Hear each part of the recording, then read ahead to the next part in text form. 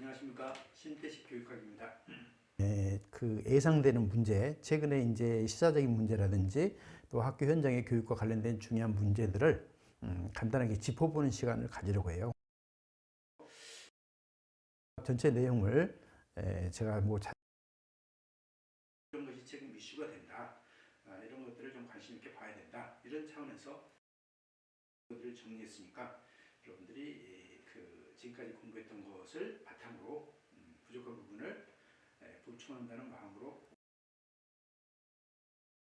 자, 그러면은 여기 보면은 여기에 여러분한테 제가 이제 이전에 행정고시도 보고 그랬기 때문에 그 관련해 가지고 공부에 대한 어떤 시험에 대한 대처하는 방법 이런 것들을 여기 간단하게 적었습니다. 여기 보면은 자, 1교시에 상당히 이제 어려운 문제가 출제될 경우에 여러분이 상당히 당황하잖아요.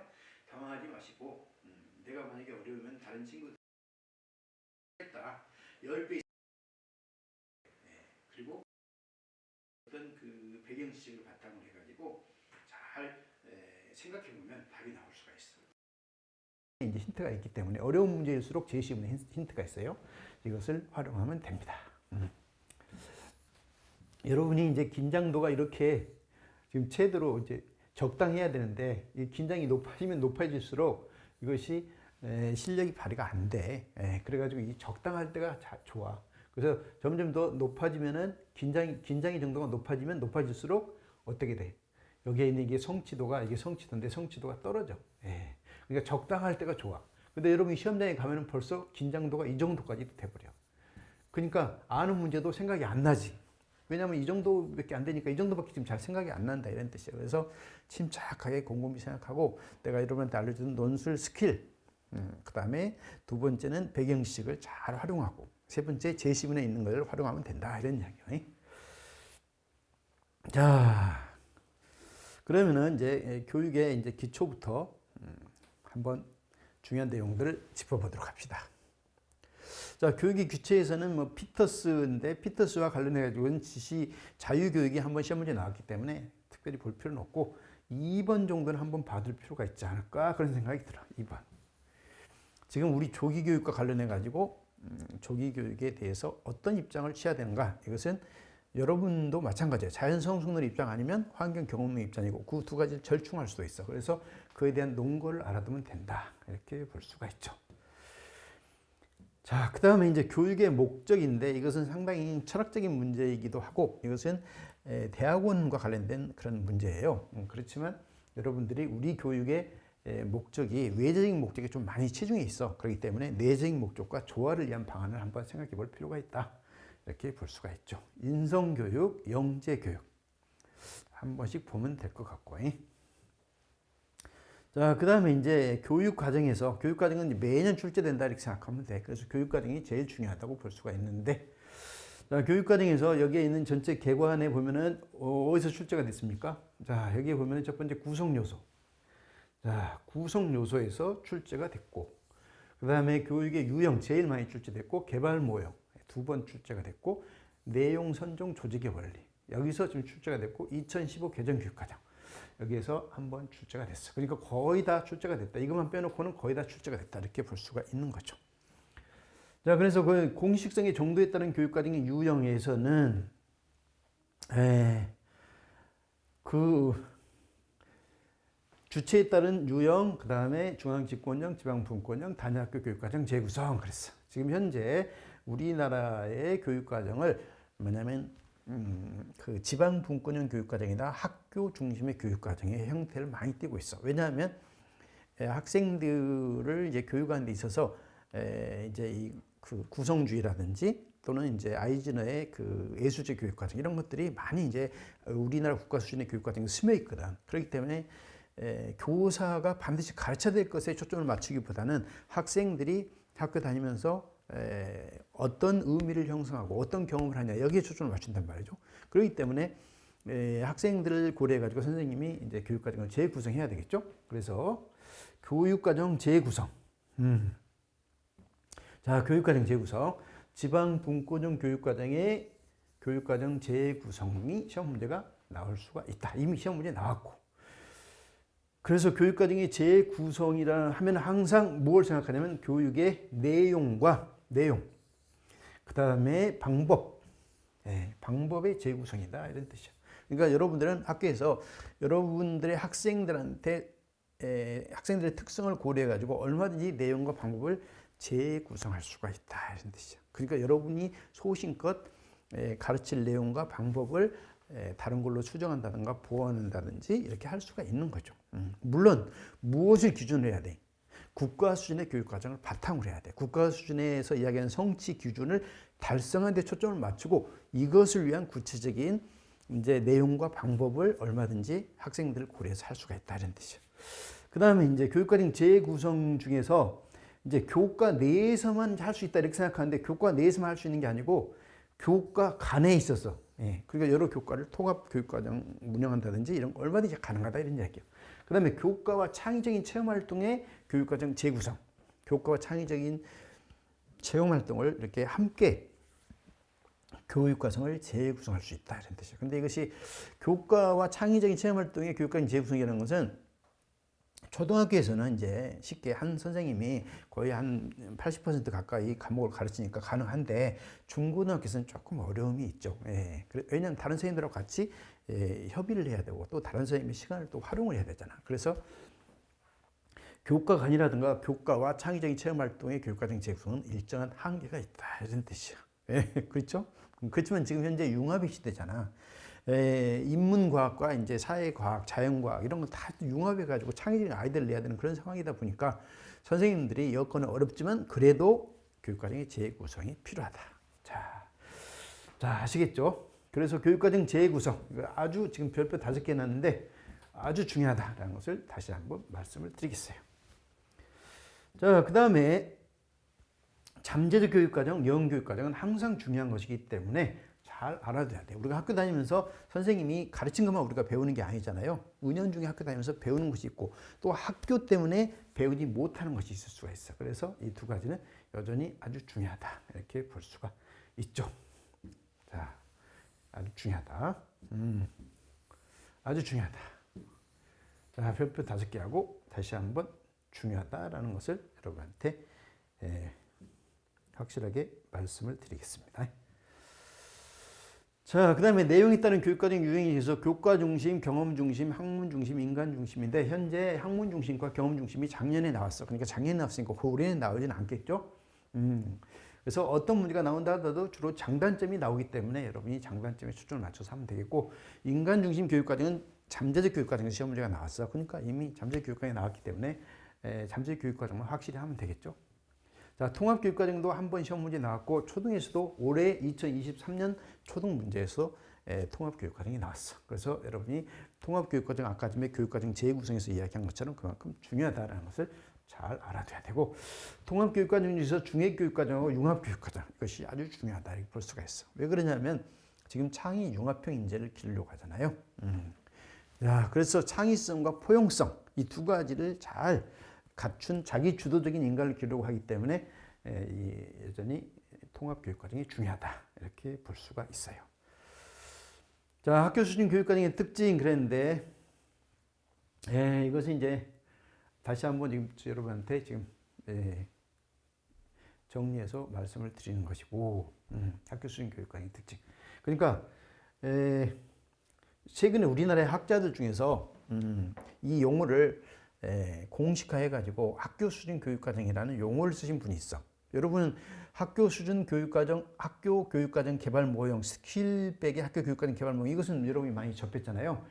근데 아직까지 교육과정 개발 모형 중에서 아주 출제 가능성이 높은데도 불구하고 나오지 않는 것이 뭐냐면 바로 스킬백이에요. 그래서 스킬백 학교 교육과정 개발 모형인데 우리나라에서 이것을 학교 수준 교육과정이라는 용어를 쓰신 교수님들이 몇 분 계신다 이런 뜻이에요. 그래서 여러분들이 학교 수준 교육과정의 특징 이것이 무엇인가 이것을 알아둘 필요가 있다 이런 뜻이에요. 갑자기 학교 수준 교육과정 이게 뭔 말이에요? 이렇게 하지 말고 학교 수준 교육과정이라는 것은 학교 내에서 교사가 자기 학급의 학생들을 생각하면서 교육과정을 재구성할 수 있다 이렇게 생각하면 된다 이런 뜻이에요.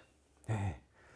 자, 그래서 학교 구성원들에서 만들어지는 것이고 학교 구성원들이 이렇게 창안할 수 있다는 것이고 학교에서 만든다는 것이고 그 다음에 여기에 있는 상호작용 모형. 상호작용 모형이라는 것은 그 어디에서 목표, 내용, 방법, 평가 중에서 어떤 부분에서든지 실시할 수가 있고 융통성이 있다 이런 뜻이죠. 고정된 계열이 아니라 어디서든지 가능하다. 그리고 지역이나 학교의 실정을 반영해 가지고 그 학생들의 요구를 수용하는 그런 교육과정을 학교 수준 교육과정이다 이렇게 생각하면 돼. 다시 한번 이야기할게. 학교 수준 교육과정의 특징을 써라 이렇게 나올 수도 있고 아니면 스킬백의 학교 교육과정 개발 모형의 특징 또는 유의점을 써라 이렇게 나올 수가 있어. 아시겠죠? 자, 그래서 이걸 잘 알아두라는 걸 다시 한번 말씀을 드리겠어요. 자, 그 다음에 교육과정 개발 모형에서 현재 이제 보면은 그 경성주의에서 워커 모형이 나왔고 그 다음에 아이즈너 모형이 나왔고 두 개가 나왔어. 그 다음에 위긴스 모형이 나왔죠. 근데 이 중에서 여러분들이 이제 2015 개정 교육과정과 함께 2022 개정 교육과정 둘 다 교육과정 개발 모형의 모형을 참고했던 것이 바로 위긴스 맥타이의 역방향 설계다 이런 뜻이죠. 그 역방향 설계의 특징은 여전히 시험 문제에 나올 수가 있어요. 별표 3개 하고 워크 이미 시험 문제 나왔고 자, 그 다음에 스킬백이 나올 가능성이 아주 높다. 다시 한번 말씀을 드립니다. 스킬백. 자, 스킬백 교환목에서 시험 문제에 나올 것은 여기에 있는 기본 입장과 여기에 있는 특징 또는 개발상의 유의점 이렇게 이야기하는데 학교 교육과정은 국가나 시도의 교육과정에 영향하에 학교가 있잖아요. 그렇기 때문에 학교 교육과정을 개발할 때는 학교 내에서 가장 중요한 학교장 선생님이 중심이 되고 교사가 중심이 돼서 하지만 이 할 때는 이 주변에 있는 요인들이 있어. 그래서 내적, 외적 요인. 이것을 상황 분석이라고 이야기해. 그래서 내적, 외적 요인을 고려해 가지고 교육과정 구성해야 되고 국가 수준과의 상호 관련 속에서 진행돼야 된다. 국가 수준 교육과정 무시하면 안 돼. 국가 수준 교육과정의 그 성취 기준을 달성하기 위한 교육과정이어야 되기 때문에 상호작용 속에서 해야 된다. 그 다음에 단위학교 교원이 주축이 되되 학교의 총 책임자는 교장 선생님이잖아요. 그래서 학교 교행자와 협업적인 관계 속에서 해야 된다는 것이고 그 다음에 학교 전체적으로 특정 학급이나 내용 이런 측면에서 평가 영역, 특정 영역에서만 교육과정을 얼마든지 개발할 수 있다 이런 뜻이죠. 왜 그래? 예를 들어서 자유학기제에 해당되는 학년은 어떤 학년이냐? 중학교 1학년이잖아. 그러면 중학교 1학년 또는 1학기만 할 수도 있고 1학년만 할 수가 있고 또는 이제 중학교 3학년 졸업하고 이제 고등학교 가려면 진학에 관련된 프로그램을 운영한다. 그러면 중학교 3학년만 할 수가 있다 이런 뜻이죠. 그러니까 특정 학급이나 특정한 내용이나 이제 교수나 평가 영역에서만도 실시가 가능한 것이 학교 교육과정이다 이런 뜻이. 학교 교육과정 개발명의 특징 아주 중요하다 볼 수가 있어요. 자, 별표 5개 한 것은 여러분이 듣기 좀 관심을 갖고 잘 해 두시길 바라겠어요. 자, 여기 있는 내용 인적 물적 자본에 이야기했고 아이즈너 교육과정 한번 봐주시고 교육과정의 구성 요소 중에서는 내용 선정의 원리, 내용 조직의 원리가 있는데 이것을 각각 2번씩 나왔어. 자, 여기에서 내용 조직의 원리 2016년에 나오기도 하고 그 다음에 수직적 연계성이 또 시험 문제에 나왔어요. 그래서 이미 이제 많이 나왔기 때문에 뭐 또 나올 가능성은 이제 낮긴 하지만 그래도 여러분이 꼭 하고 싶다 그렇다면 여기에 있는 일 목표 다 경험의 원리 그 다음에 일 경험 다 목표의 원리 이 2가지는 알아야 된다. 왜 그러냐면 우리나라가 지금 현재 가장 중요한 것이 학생들한테 하나의 경험을 시켜가지고 여러 가지 목표를 달성할 수 있다면 그게 얼마나 좋겠어. 이것이 바로 일 경험 다 성과의 원리다 이런 뜻이야. 또는 일 경험 다 목적의 원리라고 돼. 그러면 하나의 경험으로 여러 가지 목적을 달성할 수 있는 내용을 선정했는데 그 내용이 어떤 것이 있겠어? 토론학습. 토론학습하면 여러 가지 능력을 길러주죠. 그 다음에 2번째 협동학습. 여러 가지 능력을 길러주죠. 그 다음에 3번째 토픽, 프로젝트. 여러 가지 인지적, 정의적, 행동적 영역을 길러준다 이렇게 볼 수가 있어. 그러니까 여기에 있는 이런 학습이 아주 중요하지. 그러니까 이와 같은 것을 일 경험, 하나의 경험을 가지고 여러 가지 목표를 달성해 준다. 일 경험, 다 목적의 원리 또는 목표의 원리 이렇게 하는 거야. 응? 자, 그 다음에 일 목표 다 경험의 원리는 하나의 목표 달성을 위해서 여러 가지 경험을 시켜줘야 된다. 예를 들어서 우리 논술 능력을 길러주기 위해서 어떻게 해야 돼? 배경적인 지식도 필요하고 논술 쓰는 요령도 알려줘야지, 실전 문제 가지고 연습도 해봐야지, 여러 가지 걸 해야 되잖아요. 이와 같은 것을 일, 목표, 다 경험의 원리 이렇게 이야기하는 거예요. 자, 그래서 시험 문제 나온다면 이것이 중요하다 이런 뜻이, 이것이 나온다면 이것이 중요하다. 자, 그 다음에 이제 교육과정의 평가 모형은 시험 문제로 지금까지 나오진 않았지만 나온다면 스크리븐의 탈목표 모형 이것이 나올 수가 있다. 이렇게 볼 수가 있어.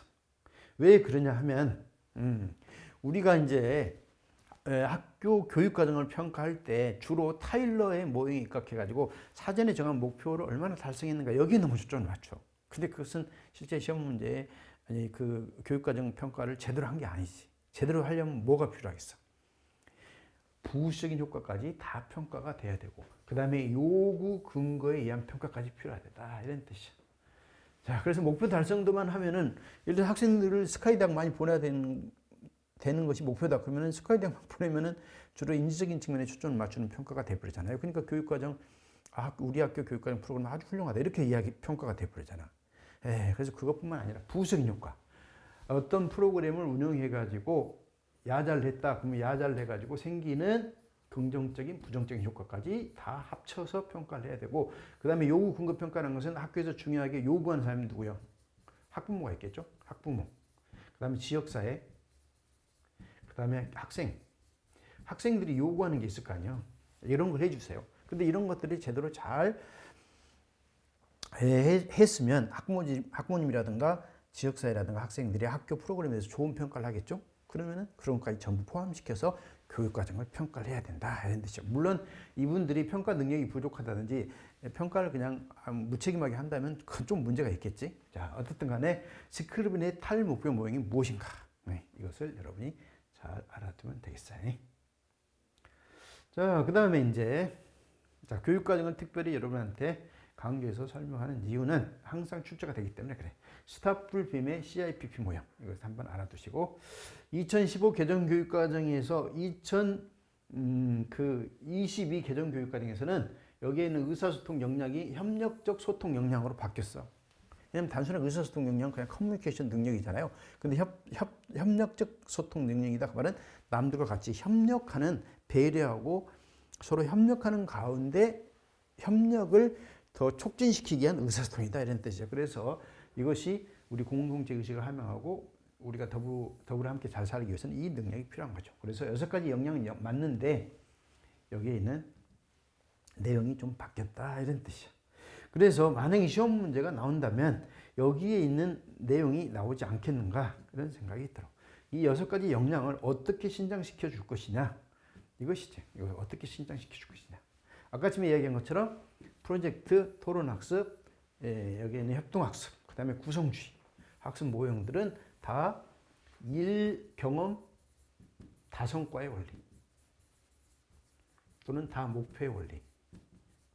하나의 경험으로 여러 가지 목표를 달성하게 해줘. 그러니까 여러 가지 목표가 뭐냐면 6가지 역량. 이 6가지 역량인데 6가지 역량 한번 잘 여러분 분석해봐. 자기관리, 지식정보처리, 창의적 사고 이것은 인지적 역량이고, 심리적 감성, 의사소통 역량, 공동체 역량 이것은 정의적인 특성이잖아. 그러면 인지적, 정의적 특성을 함께 다 신장시켜 줄 수 있는 것은 뭐겠어? 여기에 있는 이런 내용이다 이런 뜻이죠. 그러니까 시험 문제에 나온다면 이것이 나올 수가 있겠지.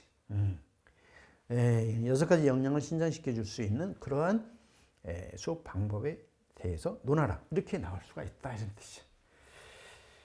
자, 좀 뜬금없는 이야기이긴 하지만 새로운 문제로서 이것이 나올 수가 있다라는 것을 말씀을 드리고 싶습니다. 여기에 있는 베니스 등이 이야기했던 교육과정 운영 전략. 자, 이것이 왜 나오는가 이렇게 여러분이 생각할지 모르겠지만 지금 현재 우리가 2022 개정교육과정이 초등은 이제 내년부터 적용하고, 그 다음에 중등은 이제 2014년도부터 이제 15년도부터 하잖아요. 그러니까 초등, 중등이 이 교육과정을 2015 교정 교육과정을 아무리 잘 만들었어도 이것을 현장의 교사들이 그걸 제대로 받아들이지 않으면 아무 소용이 없다 이런 뜻이죠. 그래서 받아들이기 위한 방법으로서 강제적 위압적 전략이 있고 규범적 재교육적 전략이 있고 합리적 경험적 전략이 있다 이런 뜻이죠. 강제적 위압적 전략. 이 용어를 잘 알아야 돼. 강제 위압. 그 용어만 봐도 여러분이 알 수가 있는데 알 수가 있기 때문에 그분들이 용어를 물어볼 수가 있어. 그래서 강제 위압적 전략. 그 다음에 규범적 재교육적 전략, 합리적 경험적 전략이 있다 이런 뜻이죠. 어쨌든 간에 여기 있는 교사들이 이 교육과정을 잘 알아가지고 운영을 해야 되잖아. 그런데 강제적인 수단을 사용해가지고 학교 교사들한테 이것을 받아들이도록 한다. 수용하게 한다. 이게. 그리고 잘 수용하고 실천한 사람은 보상을 주고 그렇지 않으면 제재를 줘가지고 제재를 내가지고 교육과정을 학교에서 잘 운영하게 한다. 이거예요. 이것을 강제적 전략이다. 강제적 위압적 전략이다. 이런 뜻이에요. 그 다음에 이제 규범적 재교육, 규범이라는 것은 이제 이 가치 있다. 가치를 머릿속으로 생각해. 그래서 가치관이나 태도를 바꾸도록 해가지고 선생님들이나 학교가 자발적으로 그것을 받아들여가지고 운영하게 하는 것을 말해. 그러면 자발적으로 이것을 바꾸려면 뭘 해야 되겠어? 공부를 해야 되겠지? 그래서 공부를 하기 위해서 학생들이 이 2022 개정교육과정의 교사 학생들 모두에게 유익하다라는 것을 설명을 해야 된다. 이게. 특히 AI 이런 것들이 많이 들어있잖아요. 그러니까 이런 것들에 대한 점을 집단 의사결정이나 워크숍이라든가 여러 가지 뭐냐면 연수 이런 것들을 통해서 이거 진짜 2022 개정교육과정 우리가 바뀌어야 되겠구나. 특히 이제 한 50대 넘은 선생님들은 교육과정이 새로 바뀌면 또 공부해야 될 게 많잖아요. 그러니까 힘들지, 하기 싫지. 그러면 안 된다 이거예요. 그에 맞춰서 새로 빨리빨리 바뀌어야 된다 이런 이야기죠.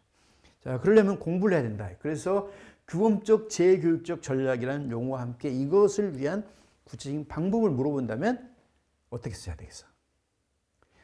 집단 의사결정.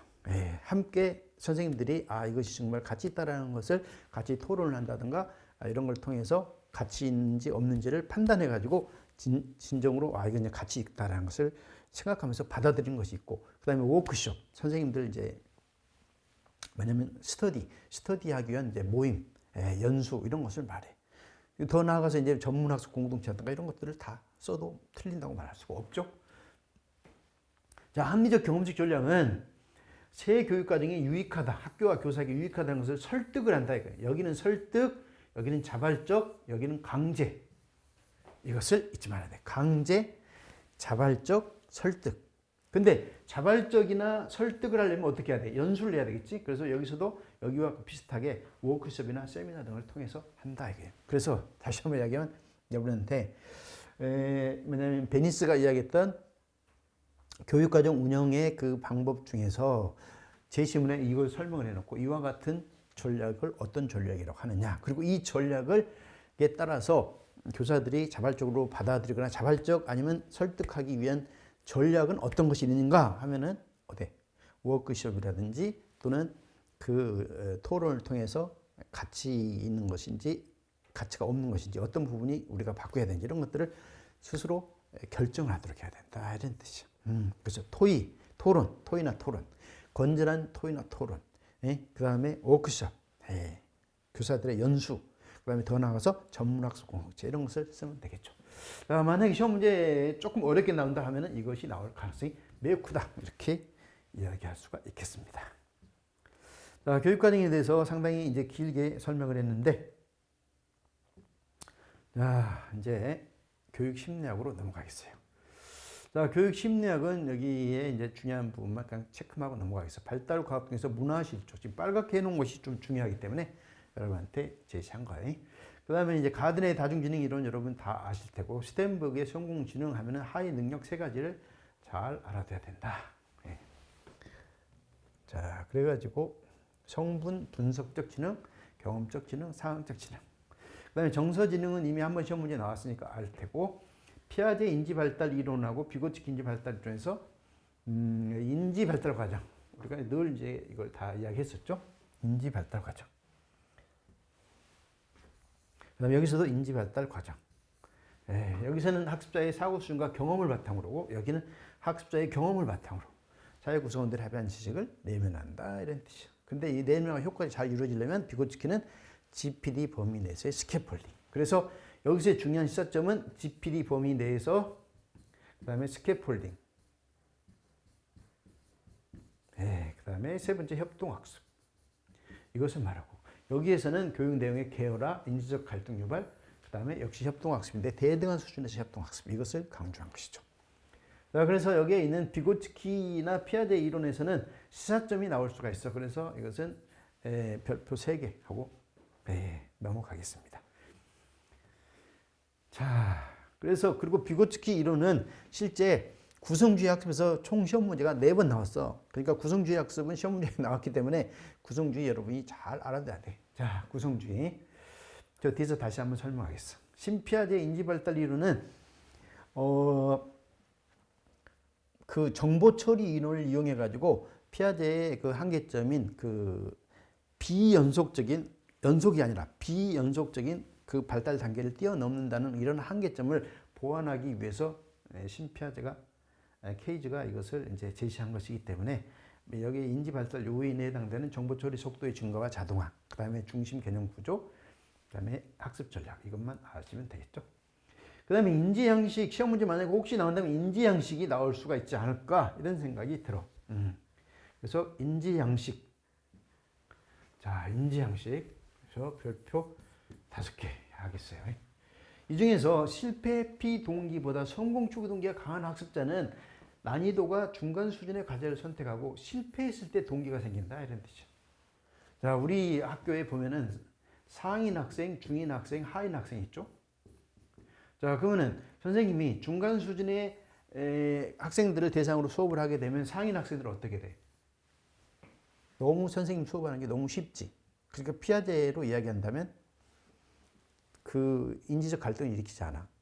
비고츠키로 이야기하면 GPD 영역에 해당되지 않아. 그러니까 여기에 있는 분들이 여기 있는 분들은 이 친구에 해당되는 학생들은 어떻게 됐어? 잠잘 수밖에 없겠지. 차라리 잠자는 것이 시간을 절약하고 효율적으로 사용한다. 이렇게 생각하기 때문에 그래. 그럼 하인 학생들은 어떻게 돼? 너무 어렵잖아. 그러니까 GPD 범위를 벗어났지? 너무 어렵지? 피아제로 이야기하면 인지적 갈등 수준이 아니라 아예 갈등이 생기지 않아. 너무 어려우니까. 그러니까 어떻게 돼? 체념, 무시 이렇게 부른다 이런 뜻이죠. 그러면 이 학생들한테 선생님이 이 학생들을 갖다가 포기하지 않고 이 학생들에게 동기를 유발시켜 주기 위해서는 어떻게 해야 되냐? 어떻게 해야 돼? 실패했을 때 동기가 증가된다겠죠? 이 학생들한테 선생님이 수준별 과제를 줘가지고 이 학생들한테는 이 수준보다 더 높은 과제를 주해가지고 한번 풀어봐라. 이렇게 주면은 상인 학생들이 틀릴 가능성이 크겠죠? 틀리면 어떻게 돼? 실패했을 때 동기가 증가된다. 하인 학생한테는 어떻게 해야 돼? 자신의 수준보다 약간 높은 수준, 조금만 노력하면 풀 수 있는 이 과제를 줘가지고 단계별로 성공 경험을 이렇게 갖게 해줘야 된다 이런 뜻이죠. 왜냐하면 얘들은 성공할 때 동기가 높아진다 했잖아. 그래서 시험 문제 나온다면 성공 추구 동기와 실패 피 동기에 관련된 시험 문제가 나올 수가 있다 이런 뜻이죠. 왜냐면 이거 잘 모르면 틀릴 수가 있잖아요. 아시겠죠? 자, 어떤 경우에 어떤 과제를 선택하고 어떤 경우에 동기가 높아진가 이것이 나올 수가 있다. 자, 그 다음에 이제 도덕성 발달 이론이라든가 이런 것들은 에릭슨 한번 나왔고, 그 다음에 시험 문제 나온다면 마샤의 정체감 지위 이론 이것이 나올 수가 있지 않을까 이런 생각이 듭니다. 마샤의 정체감 지위는 에릭슨의 청소년기의 그 특징에 해당되는 것을 이렇게 4가지로 나눴어. 정체성, 성취, 유해, 폐쇄, 혼미. 그래서 시험 문제가 혼미하고 이 폐쇄 이것을 막기 위해서 지금 우리가 중학교 때 자유학기제를 실시하는 거잖아요. 그래가지고 자신의 정체성을 확실히 하고 자신의 진로에 대한 그 진로 발달을 내 도움을 주기 위한 과정이다 이렇게 볼 수가 있기 때문에 시험 문제에 나올 수가 있다. 그래서 이것은 별표 5개 하고 이렇게 하겠어요. 그 다음에 이제 교육 심리학에서 자세히는 지금 다 설명을 드릴 수가 없다는 점을 여러분이 이해를 해주시고, 동기 이론은 항상 중요한데 동기 이론 중에서 시험 문제에 나올 만한 것은 자기 결정성 이론. 자기 결정성 이론. 우리나라 학생들은 어떻게 보면은 불쌍해.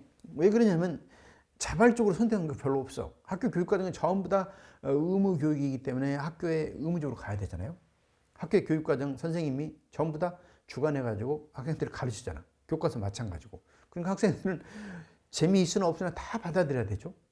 그럼 이제 보통 학생은 그만두고 포기, 특별한 과목 포기하는 학생들 있을 거 아니에요. 국어 포기, 뭐 영어 포기, 수학 포기 이런 학생들. 이런 학생들은 지금 포기한 데다가 스스로 결정한 것이 없어. 그러니까 내적인 동기 유발이 안 되는 거지. 그래서 진짜 흥미 있는 것도 있지만 흥미가 없다 하더라도 학생들이 이거 진짜 내가 이거 한번 해봐야 되겠다라는 자기 결정성에 입각해가지고 동기가 높여진다면 학생들이 수업에 더 적극적으로 참여할 가능성이 크겠죠. 그래서 게임 기반 학습이라는 게 있는데 이 게임을 기반으로 하는 학습에서 강조하는 것이 바로 뭐냐면 자기 결정성 이론을 강조하고 있는 거예요. 게임을 만들 때 여기에 있는 게임을 푸는 과정에서 유능감의 욕구. 내가 게임하는데 이게 나 잘 되네. 나도 해보니까 되네. 이런 것을 느끼도록 하고 자율성이나 통제 욕구. 게임 누가 선택해? 학생들이 자기가 선택하고 자기가 수준을 또 선택하잖아요. 그래서 자율성이나 통제 욕구. 그 다음에 관계 욕구는 게임을 통해서 자기가 만족감을 느낄 수도 있고 또는 이제 게임하는 사람들하고 같이 어떤 또 팀워크를 형성할 수도 있잖아요. 그래서 이 게임 기반 학습을 프로그램을 만들 때 중요하게 고려하는 것이 바로 자기 결정성 이론이고 자기 결정성 이론은 세 가지 욕구, 유능감 욕구, 자율성 통제 욕구, 그다음 관계 욕구 이 세 가지 욕구가 잘 충족되도록 프로그램을 만들어야 된다. 이게. 그럼 학교 선생님이 역시 보충 교재라든가 수업 끝나고 나서 학생들한테 형성평가랑 이런 나눠줄 때 어떻게 해야 돼? 이런 것을 고려해서 만들어야 된다. 이렇게 볼 수가 있겠죠. 자, 그래서 자기 결정성 이론이 시험 문제 나온다면 나올 수가 있다라는 것을 다시 한번 강조하겠어요. 우리는 너무 학생들이 의무적으로 할 수 없이 한다. 제발 그렇지 말고 자기 스스로 하고 싶어서 할 수 있는 그런 프로그램 쪽으로 한번 잘 안내를 해야 된다. 그 다음에 학생들이 이제 포기하는 과목이 많잖아요. 이런 학생들은 자기 그 효능감이 매우 낮고 그 다음에 학습 때 무력감에 빠져 있어. 그러니까 이런 학생들을 위해서는 자기 효능감을 높여줘야 되겠죠. 그래서 자기 효능감을 높여주기 위한 방법이 여기 5가지가 나와 있는데 이것을 잘 알아가지고 어디에나 활용할 수가 있어야 된다. 이것을 활용할 수 있어야 된다. 어디에나 사용할 수 있는 거예요. 자기 효능감 고양 방안. 그 다음에 성취 목표 이론은 이제 객관식으로 학생들한테 시험 문제 내기는 쉬운 문제다 이렇게 볼 수가 있어요. 그래서 귀임 패턴, 인지 전략, 그다음에 정의적인 특성, 행동 특성 이런 것들은 충분히 나올 수가 있는 거니까 한번 여러분이 알아두면 되겠다. 자, 주로 별표 5개 한 것만을 주로 여러분한테 설명을 하고 있습니다. 자, 그다음에 이제 학습 이론 중에서 파블로프의 고전 조건화서는 짝짓기를 통해서 이제 학습이 되는 것이고, 그다음에 스킨의 작동적 조건화서는 강화를 통해서 학생들의 행동을 촉진시키고 변화시킨다 이런 뜻이죠. 그래서 시험 문제도 나왔지만 바람직한 행동을 바꾸기 위해서는 칭찬보다 더 좋은 것은 없다 이런 뜻이죠. 물론 칭찬을 갖다가 장난처럼 하면 안 되겠지만 학교에서 선생님들이 제발 칭찬을 좀 많이 했으면 좋겠어. 나도 교사로 있으면서 칭찬을 그렇게 많이는 하지 않았던 것 같아. 칭찬하기는 했는데 좀 기계적인 칭찬? 그냥 그래 잘했다 뭐 이런 정도인데 그러지 말고 정보를 제공하는 피드백을 주는 그런 정확한 이제 칭찬이 좋겠죠. 그래서 칭찬을 하는 여러 가지 그 방법으로서 여기에 있는 강화 전략으로서 차별 강화 행동 조정 이런 게 있는데 이런 것을 알아두면 어디에나 써먹을 수가 있으니까 한번 알아두시면 되겠고, 그 다음에 사회인지학습이론은 우리가 학교 다니면서 선생님의 칭찬이라든가 또는 시험 문제 풀어가지고 정답이 맞아가지고 기분 좋아서 그것을 계속 열심히 하게 되고 흥미를 갖는 경우도 있지만 친구가 이제 칭찬을 받는다든가 또는 주변에 있는 모델이 될 만한 사람들 보고 배우는 게 너무 많잖아요. 이것이 바로 자연스러운 상황 속에서 배울 수 있는 게 바로 사회인지학습 이론이에요. 그래서 반두라는 우리가 학교 다니면서 친구들을 보고 선생님을 보고 훌륭한 사람들을 보고 훌륭한 모델을 보면서 배우는 것이 너무 많다. 이것을 갖다가 새로운 이론으로 만든 것이 사회인지학습 이론이다. 이것을 여러분이 알아두면 되겠어요. 그 다음에 정보 처리 이론에서는 아직까지 시험 문제 나오지 않았는데 나올 만한 것이 있다면 여기에 있는 단기 기억의 한계 극복 방안. 지금 여러분이 내 강의를 듣는 데 있어서 어때? 지금 그나마 프린트물을 가지고 하니까 계속 잊어버리지 않고 계속 이어서 공부를 할 수가 있잖아요. 그러니까 이와 같은 것을 뭐냐면 단기 기억의 한계를 극복하게 하는 하나의 방법이다 이렇게 볼 수가 있어. 자, 그래서 이와 같은 것이 여기에 나와 있는 것처럼 교사 학생의 상호작용, 수업 보정을 활용 이렇게 이야기할 수가 있는 거죠. 그래서 이것은 알아둬야 되겠다. 선생님이 판서의 구조화, 판서의 구조화를 해야 되는 이유가 바로 이것 때문에 그렇다. 그다음에 메타인지는 이제 학생들의 지능도 중요하지만 메타인지라는 것이 학생들 학습에 중요한 영향이 있다라는 것을 좀 설명하고 있는 것이고. 자, 그다음에 전이. 우리나라에서는 전이에 대해서 그렇게 중요하게 생각하지 않는데 전이 이론이 상당히 중요하다고 볼 수가 있어. 우리는 지금 현재 교과서를 중심으로 수업을 하고 선생님들이 설명을 하고 그러기 때문에 전이 별로 신경 쓸 필요가 없어. 그런데 선생님이 교과서를 가지고 한다 하더라도 교육과정 재구성을 하려면 내용과 방법을 어떻게 재구성할 수 있잖아요. 학생들한테 맞게. 그러니까 내용과 방법을 재구성할 때 어떤 내용을 가르쳐야 되고 어떻게 가르쳐야 되는가. 이것이 바로 전이의 중요한 핵심적인 내용이다 이런 뜻이에요. 그래서 내용과 관련해 가지고는 동일 요소설 교과를 가르쳐야 된다. 동일 요소설 형식 대화설 교과를 가르쳐야 된다. 동일 요소설 유사한 경험을 가르쳐야 된다. 그 다음에 주디의 일반화설 원리를 가르쳐야 된다. 지식의 구조를 가르쳐야 된다. 방법 평태 이조설 이것을 발견학습을 통해서 가르쳐야 된다. 상황학습, 구성주의 학습을 통해서 가르쳐야 된다. 이거지. 아시겠죠? 그러니까 어떤 방법으로 무엇을 가르쳐야 되는가. 전이를 촉진시켜야 되나. 우리 학교에서 중고등학교에서 가르치는 내용들이 전부 다 상급 학교에 올라가가지고 공부를 잘할 수 있도록 가르치는 것이고 궁극적으로는 수능이라든가 또는 뭐 취직시험이라든가 이런 데 가가지고 전이를 잘하도록 하는 내용을 가르치잖아. 그렇죠? 만약에 여러분들 임용고시에서 시험 문제 출제 경향이 바뀌면 어떻게 돼? 대학의 교육과정도 약간 바뀔 수도 있고 학원의 교육과정도 바뀔 수가 있는 거죠. 이런 것은 다 전이라고 볼 수가 있어요. 전이 이론을 적용한 것이다 이렇게 볼 수가 있는 거죠. 자, 여기까지 해가지고 그래서 교과서 중심이지만 여전히 이 전 이론이 상당히 중요하다는 것을 여러분에게 다시 한번 말씀을 드리겠어요. 자, 여기까지 해가지고 교육심리학에 대한 것을 마치고 다음은 교수학습 이론 넘어가겠습니다. 교수학습 이론에서는 실제 시험 문제가 어디에 다 집중됐냐면 토론학습 하나 빼놓고는 다 구성주의 학습에서 시험 문제 나왔어. 그럼 왜 거기서 구성주의 학습에서 시험 문제 나오는가? 내가 어떻게 알겠어? 그러나 지금 대세가 구성주의니까 그렇지. 대세가 구성주의예요. 구성주의. 그래서 여기에 있는 교수학습 이론 중에서 켈러의 동기 모형, 그 다음에 구성주의 학습 모형, 협동학습. 여기에서 시험 문제가 나왔고 앞으로 또 나온다 하더라도 다 여기서 나올 수가 있어. 전공에서는 오스벨에서 나왔죠. 그랬는데 다 여기서 나올 수가 있다. 다시 한번 말씀을 드리고 간해가 나오면 좋은데 간해도 인지주의예요. 인지주의. 인지주의 성향을 가져요. 그래서 주기자 선의 방강 제일. 그래가지고 그 절차에 맞게 여기 있는 주기자 선의 방강 있잖아요. 각각의 단계에서 교사가 해야 될 역할 이것이 바로 수업이다 이런 뜻이죠. 수업 사태. 이것이 학습 사태, 수업 사태. 그래서 시험 문제 나온다면 주기자 이것이 나올 가능성이 있고 그 다음에 켈러 그 다음에 구성주의, 협동학습 이렇게 나올 수가 있어.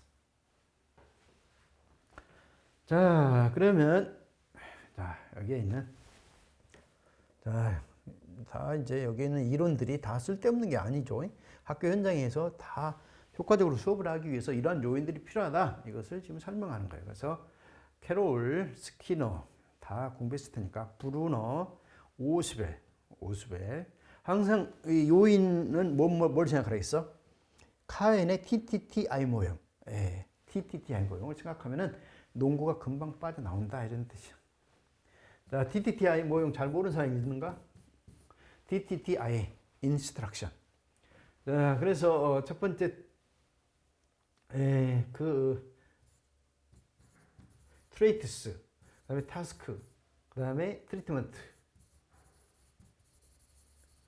이 세 가지의 상호작용에 의해서 수업이 일어난다 이런 뜻이야. 수업이 잘 이루어지려면 학습자의 특성을 잘 알아야 되고 그 다음에 과제, 학습 과제, 학습 내용을 어떻게 구성해야 되는가? 그 다음에 교사의 역할. 그래서 항상 교사, 내용, 학습자 이 세 가지를 잊지 말아야 된다 이런 이야기야. 그러면 농구가 금방 빠져나와. 오스벨의 유의미 학습을 하면 뭘 생각해? 학습자는 두 가지가 있죠. 하나는 관련 정착 의미, 유의미한 학습 태세 이 두 가지고, 과제는 유의미한 아이디어의 집합체로서 실사성과 구속성을 같이 해야 된다. 세 번째, 교사는 선행 조직자, 관련 정착 의미를 형성시키기 위해서 선행 조직자를 제시해야 된다 이런 뜻이에요. 그래서 어떤 유형이든 전부 다 이 세 가지 하면 농구가 세 가지가 그냥 나오잖아요. 이것을 잊지 말아야 된다. 자, 시험 문제는 주로 거의 대부분 다 구성주에서 나왔기 때문에 여전히 나온다면 구성주에서 나올 수가 있다. 간에 나왔죠. 간에 바이겔루스, 켈러 나올 가능성이 항상 높아. 이미 2014년도에 나왔는데 아직까지 안 나왔네. 자, 지금 10년 됐네. 10년 됐네. 그렇다면 나올만 하죠? 자, 별표 5개. 주적자만족감 이렇게 나왔어. 이것은 시험 문제의 내용과 방법으로 나누면 이건 전부 다 방법이죠. 시점과 교과, 애니메이션, 비유, 연상, 설명, 토론식 방법을 통해서 주의를 집중시켜가지고 동기를 유발시키는 거죠. 그다음에 내용에 해당되는 것은 자신의 적합한 학습 과제 선택, 개인의 노력, 피드백 이것은 이제 방법에 해당되고, 계열성에 맞는 과제 제시 이것이 내용에 해당된다 이거예요. 그다음에 학습 순서, 방법이나 순서, 학습자 선택하게 한다든가, 친밀한 배경지식을 활용한다든가 이것은 내용. 그러니까 무슨 얘기냐면 주의를 집중시키기 위해서 내용, 방법, 평가가 있어요. 게임이나 모의사항 등 적용 기회를 제공한다. 예. 아시겠지?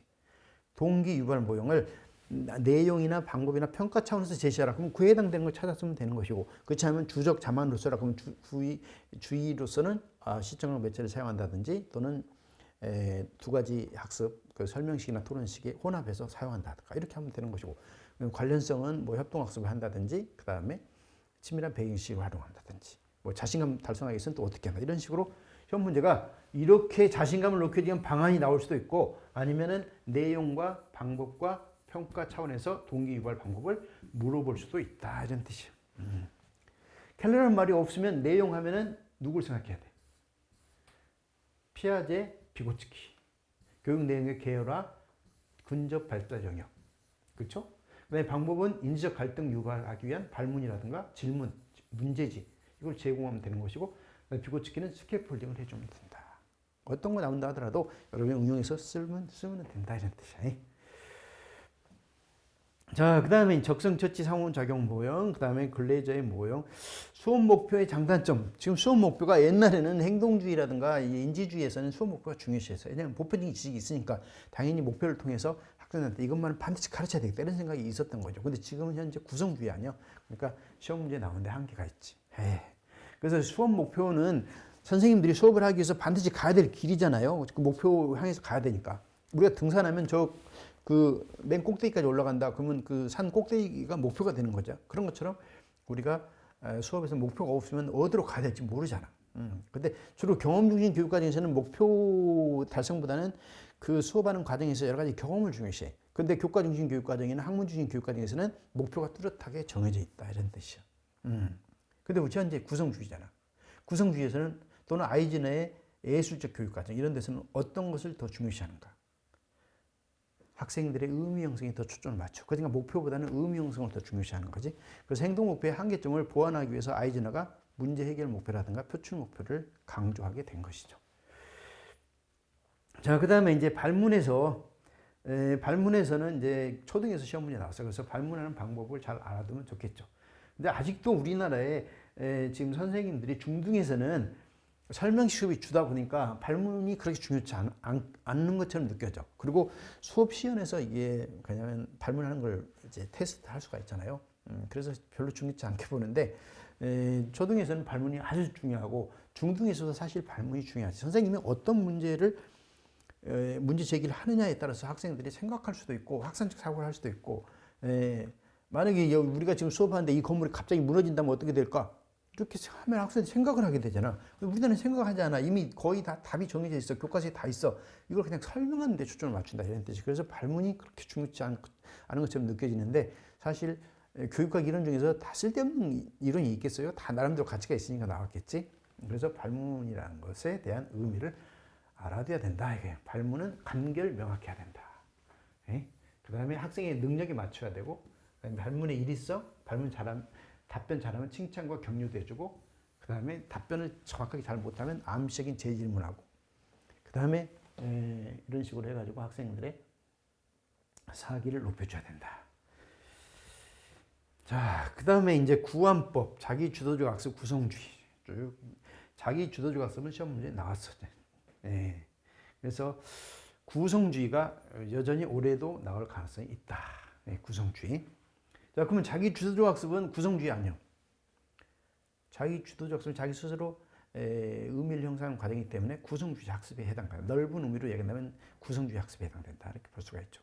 여러분이 지금 학원에서 강의를 듣지만 학원 선생님들이 설명을 하고 있지만 그 내용들이 설명드리면서 어떤 학생은 이런 내용, 이런 식으로 의미를 형성하고 어떤 사람은 이런 식으로 의미를 형성할 거 아니에요. 다 주관적으로 자신이 가지고 있는 경험을 바탕으로 해가지고 의미 형성하는 것이 다 달라. 그렇기 때문에 구성주의 학습에 해당된다. 이렇게 볼 수가 있는 거죠. 물론 이제 학원 선생님은 이제 그 객관주의라는 그런 패러다임에 입각해서 중요한 내용을 설명하겠지만 여러분들의 의미 형성 과정은 다 나름대로 다 다르다 이런 뜻이에요. 이게 다 넓은 의미에서 구성주의라고 볼 수가 있어. 그래서 시험 문제에 나온다면 구성주의에 대한 학습이 나올 수가 있어. 구성주의 하면 항상 여러분들은 이것을 잊지 말아야 돼. 구성주의 시험 문제 나오면 어떤 문제를 하더라도 구성주의 시험 문제 나온다면 여러분이 잊지 말아야 될 것을 말씀을 드리겠어요. 자, 구성주의. 인지적 도제 이론 상보적 교수, 그 다음에 PBL, 상황학습, 그 다음에 정착 수업, 인지적 유연성, 자원 기반 학습, 또는 뭐 자기 주도적 학습, 다 구성주의적인 성향이 있다. 또 뭐 인터넷, 웹 베이스 러닝, 인터넷 누가 중심이 돼서 학습을 해? 학습자가 중심이 돼서 학습을 하잖아요. 이러한 학습들은 공통적인 것이 뭐냐면 학습자의 활동 중심이다라는 뜻이에요. 활동 중심. 그리고 거의 대부분 다 선생님이 문제를 줘. 그래서 실제적인 문제. 그 다음에 세 번째 협동학습. 그 다음에 과정 중심 평가. 평가로 이야기한다면 주로 과정 중심이나 수행 평가고, 그 다음에 학습에 있어서는 학습자 중심, 그 다음에 협동학습이고, 그 다음에 내용에 있어서는 실제적인 문제를 준다 이런 뜻이야. 이것을 가지고 학생들이 중심이 돼서 해. 그러니까 학생이 주인이 되는 것이고 학생이 주체가 되는 것이지. 교사는 이것을 위한 서포트를 내. 서포트하는 것이 뭐예요? 지원하는 것이 수업이지. 객관주의에서는 지원하는 게 아니라 선생님 직접 설명하고 다 그러잖아요. 근데 여기는 지원을 해. 지원하는 구체적인 방법에 대한 것이 누가 이야기한 거예요? 조나센의 구성주의 학습 설계 모형. 그럼 조나센 모형 중에서 핵심적인 게 뭐 두 가지가 있지? 하나는 여러 가지 지원을 해주는 거 하나 있고, 두 번째는 상호작용, 모델, 코칭, 스캐폴딩, 상호작용. 이것을 해준다 이런 뜻이야. 그러니까 여러분 이것만 알고 있으면 구성주의에서 어떤 문제가 나온다 하더라도 다 대처할 수가 있다. 이렇게 볼 수가 있어. 아시겠지? 어떤 문제가 나온다 하더라도. 그럼 조나센에서 여기에서 지원해 줘야 될 게 뭐예요? 학생들한테 문제만 달랑 주고 말면 안 되지. 비구자된 문제, 실증 문제를 주고 이 문제를 풀어봐라. 또는 프로젝트를 주고 이걸 여러분이 협동해서 과제를 수행해봐라. 그리고 관련 자료도 줘야 되고 관련 사례 이런 것들을 주고 정보 자원도 주고 인지적 지식 획득의 도구도 주고 그 다음에 대화 협동의 도구도 주고 그 다음에 여러 가지 사회적 맥락적 지원 이런 것이 필요하겠죠. 그래서 이것만 알면 구성주의에 어떤 문제가 나온다도 다 해결돼. 그래서 구성주의 별표 7개 하고 다시 한번 여러분한테 이것을 강조하겠습니다. 자, 구성주의. 자, 인지적 도제 이론 쭉 있는데, 자, 여기서 내가 하나 여러분한테 강조하고 싶은 게 상황학습을 좀 강조하고 싶네. 상황학습. 자, 상황학습. 상황학습하면 간단하게 실제 상황하에서의 학습을 한다 이렇게 생각할 수가 있는데, 여러분이 상황학습에 해당되는 게 어떤 게 있어? 여러분 교생 가가지고 학생들을 지도하면서 실제 상황에서 학습을 하고 또는 교생 가가지고 지도 선생님이 수업을 할 때 그 옆에서 보조하는 경우도 상황학습에 해당되는 거예요. 그럼 우리가 그 일상생활 속에서 좀 전문적인 지식이나 기능을 배우는 데 있어서 상황학습을 통해서 배우는 게 너무 많아. 물론 아주 간단한 상황학습은 학생한테 그냥 뭐 돈을 10,000원 주고 네가 이거 가지고 필요한 것을 전자계산기라든가 이런 것을 사용하지 말고 컴퓨터 사용하지 말고 직접 돈 계산하면서 슈퍼에 가서 물건을 사와라. 그렇게 하면 학생들이 그 물건 사면서 이제 덧셈, 뺄셈, 곱셈, 나눗셈 이런 것을 배우게 되겠죠. 이건 다 상황학습에 해당되는 거지. 근데 이것 말고 어떤 도구를 사용한다든가 좀 전문적 지식을 배운다든가 이런 거 다 상황학습에 해당된다 이런 뜻이죠. 그럼 상황학습에서 중요한 요인이 뭐냐면 실행 공동체라는 거예요. 핵심 개념이 실행 공동체. 실행 공동체라는 것은 목표를 달성하기 위해서 그 선생님하고 학생하고 신뢰관계를 바탕으로 해가지고 상호작용하면서 도와주면서 성장하게 하는 것을 말하고 여기서 정당한 주변적인 참여 근데 누구나 그냥 상황학습을 하는 게 아니고 거기에 이제 주변 참여를 해야 된다 이거예요. 그래서 관찰하면서 학습을 한다. 정당한 주변적인 참여. 교생이라고 한다면 교생이 거기에 참여해가지고 참여 관찰하면서 학습을 한다 이런 뜻이 이것을 정당한 주변적인 참여다 이렇게 얘기해요. 그래서 여러분이 용어를 하나 알아두는 게 어떨까 싶어. 상황학습은 비구조화된 주로 실제 상황하에서의 과제를 주고 그다음에 실행 공동체. 실행 공동체라는 것은 같이 일심동체가 돼가지고 같이 한 사람은 돕고 한 사람은 목표 달성하기 위해서 열심히 따라서 하고 배우면서 이렇게 성장해 간다라는 용어를 실행 공동체. 우리 실행 공동체하고 비슷한 용어 어디서 배웠어? 전문학습 공동체. 그것은 전문적인 지식이나 기능을 학습하기 위한 공동체. 여기는 실행 공동체는 실제 상황하에서 어떤 것을 실행해 보는 것을 함께 하면서 공부를 한다. 실행 공동체. 알겠죠? 미사일을 쏠려면 어떻게 해야 돼? 그 미사일을 준비하는 것부터 시작했고 처음부터 그 관련된 모든 사람들이 각자 자기 역할을 하면서 또 거기에 보조되는 사람들이 거기에 참여하면서 배우잖아요. 이거 다 배워가지고 나중에 자기 스스로 독립할 수도 있고 그런 거죠. 어떤 사업도 마찬가지고 다 마찬가지. 자, 상황학습. 실행 공동체, 전문학습 공동체하고 비슷한 실행 공동체, 정당한 주변적인 참여. 이거 잊지 마시고. 그 다음에 이제 교수 원칙, 자원 기반 학습. 어떤 시험 문제가 나온다 하더라도 전부 다 지금 현재 자원 기반 학습. 우리 자원 기반 학습 많잖아요. 자원 기반. 주변에 있는 모든 것이 다 자원이야. 인적 자원, 물적 자원이 다 자원이 모여. 그래서 우리가 자원을 기반으로 해가지고 문제를 해결하는 것을 학습함으로써 정보 활용 능력도 신장이 되고 문제 해결 능력도 신장이 되겠죠. 이것을 갖다가 컴퓨터를 주면은 컴퓨터가 자원이 되겠죠. 아니 물적 자원이 되겠지. 그럼 컴퓨터를 활용해서 문제를 해결하는 것을 학습하는 것도 다 자원 기반 학습에 해당된다 이런 뜻이에요. 다 이것은 넓은 의미에서 구성주의 학습에 해당되니까 항상 조나슨의 그 모델에 따라서 그 관련된 여러 가지 것을 지원해주고 그 다음에 상호작용을 위해서 모델 코칭 스캐폴딩을 해줘야 된다. 이렇게 생각하면 되겠죠. 자, 그 다음에 협동학습. 협동학습에서 어떻게 해서 동기를 높여주고 협동학습을 적극적으로 활성화시킬 것이냐. 이것은 협동했는데 아무 보상이 없으면 하겠어? 안 하겠지. 그래서 보상 의존성. 그 다음에 협동하는데 과제를 서로 이제 분담을 해야 되는데 과제 분담을 자기가 스스로 자발적으로 과제를 선택하면 제일 좋겠지. 과제를 세분할 때도 거기에 토론을 통해서 과제를 세분화하고 자기가 하고 싶은 것을 선택해야만이 열심히 참여할 거 아니야. 왜냐하면 스스로 선택했잖아. 그게 켈러의 동기화 모형에서 스스로 자기의 하고 싶은 과제를 선택했을 때 동기가 높아진다. 그렇게 이야기했잖아요. 그리고 자기 결정성 이론에서도 자율성이나 통제 욕구 이것이 충족이 됐을 때 동기가 생긴다 했잖아요. 그래서 자율적 협동학습, 코퍼레이션, 그 다음에 보상 의존성, 스타드 모형, 팀 간 경쟁 유발, TGT 모형 이런 것을 통해서 동기를 높여줄 수 있다 이런 뜻이에요. 그래서 협동학습 동기를 방한 정도는 이미 시험 문제 나왔지만 한 번 더 강조하겠어요. 협동학습, 자 별표 5개 하고 넘어가겠어요. 자, 그 다음에 이제 교육공학인데 교육공학에서는 다 어디서 시험 문제 나왔는가 하면은 여기에 있는 교수 설계 모형하고 그 다음에 교수 방법에서 나왔어. 그래서 여기에 전부 다 딕도 나왔고 실즈와 리치도 나왔고 그 다음에 하인리도 나왔고 조나센도 나왔다 이런 뜻이에요. 그래서 여러분들이 시험 문제 이 중에서 계속 나올 수 있다 하고 한다면 조나센 하인리의 어시오 모형 이것이 계속 나올 수가 있어요. 왜 그러냐면 이것은 매체를 사용할 때는 이 절차에 따라서 완벽하게 수업을 준비해라 이런 뜻이고 구성주의 학생들한테 과제만 주지 말고 관련된 여러 가지 지원을 해주고 상호작용을 해야 된다. 그러니까 당연히 중요하겠죠. 지금 시험 문제가 나올 수밖에 없겠지.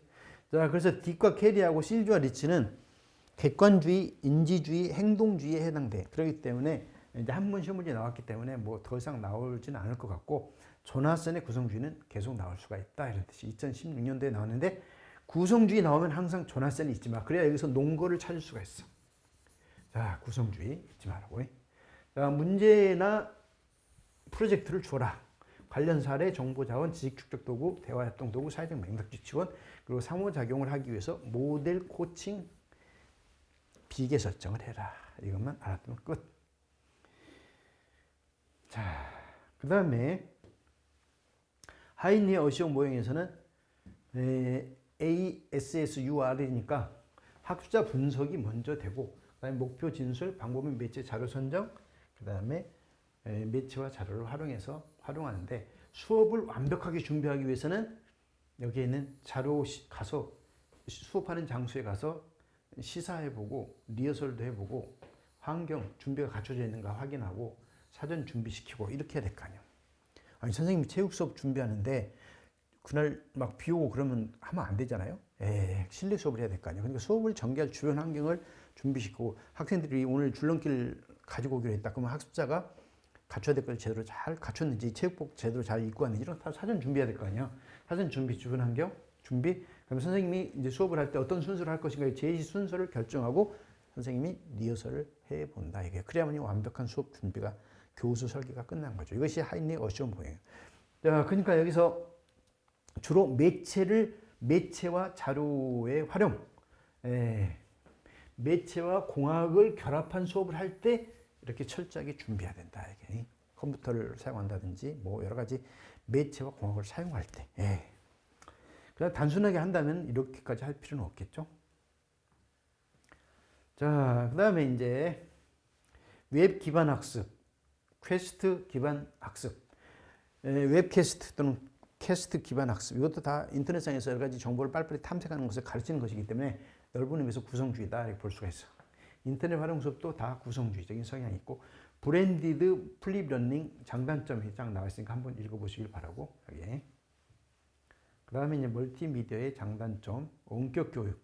원격 교육은 이제 줌의 시대라면 해야 되는데 지금 줌이 아니잖아요. 그래서 여러분이 한번 읽어보면 되겠어요. 자, 디지털 환경에 적합한 전문성 신장 방안. 가끔 선생님들이 시험 문제가 디지털 환경에 적합한 전문성 신장 방안.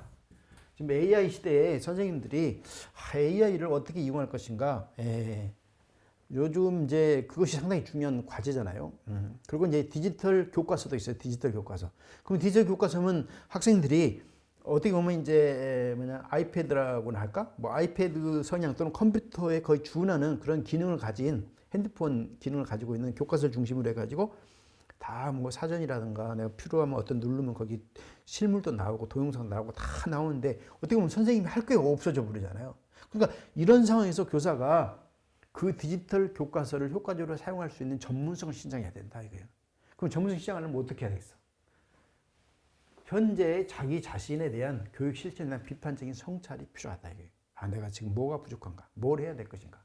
자, 그 다음에 동료 장학이라든가 자기 장학을 통해서 협력학습을 활성화한다. 또는 전문학습 공동체 조직해가지고 공부를 해야 되겠죠. 그래서 자기 자신의 반성을 바탕으로 해가지고 반성하기 싫으면 이제 비전 공유. 우리가 장기적으로 어떤 식으로 나가야 되는가. AI를 활용하는 그런 수업을 가야 된다라고 하면 이것을 위해서 어떻게 해야 되는가. 그래서 시험 문제가 계속 이와 비슷한 게 많이 나왔는데 항상 시험 문제 나오면 여러분은 먼저 비전 공유. 그 다음에 두 번째는 비판적 성찰.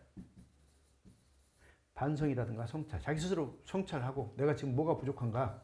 그걸 알아야 공부를 할 거 아니야. 그래서 같이 협력학습. 생계가 이야기했던 학습 조직할 수도 있고 전문학습 공동체.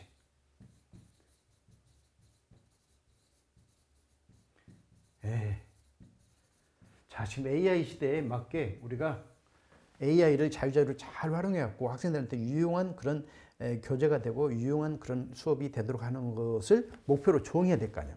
그러니까 비전을 같이 선생님들이 비전을 공유하고 그 다음에 자기 스스로 내가 뭘 부족한가 이것을 성찰한 다음에 협력해서 학습을 해라 이런 뜻이죠. 협력해서 학습을 하면 어떻게 전문성이 신장이 되겠죠? 전문성이 신장이가 교사가 학교가 살아날 수가 있다 이런 뜻이죠. 알겠죠?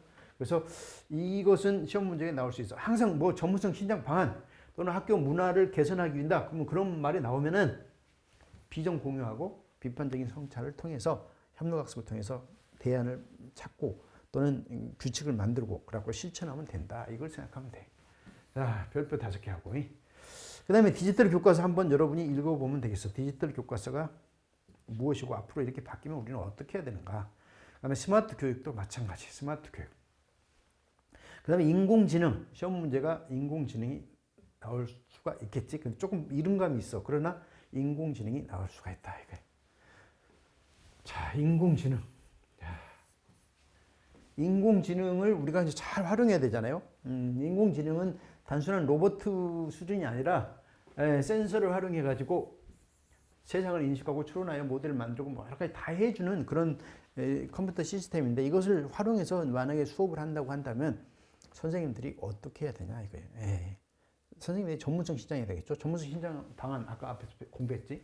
그걸 쓰면 된다 이런 뜻이죠.